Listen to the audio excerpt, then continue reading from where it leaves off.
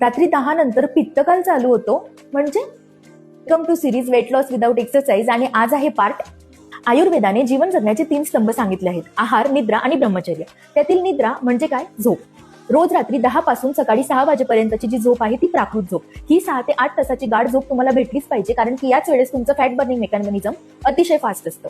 आयुर्वेदानुसार 3 दोष असतात: वात, पित्त आणि कफ.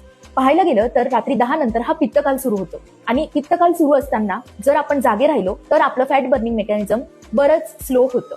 वृद्धी म्हणजेच फॅटनेस किंवा फॅट्स हे शरीरात अक्युम्युलेट होण्याचं कारण मुख्यत्वे कफ आहे. आणि आजकाल बरेच लोक दुपारी 1 ते 4 ची मस्त निद्रा घेतात. ही दुपारची झोप यालाच दिवसवाप असं म्हटलं जातं आणि ही झोप तुमचं कफवृद्धीचं मेन कारण आहे. रात्री 10 ते 6 ची झोप ही तुमच्या पूर्ण बॉडीसाठी अतिशय महत्वाची आहे.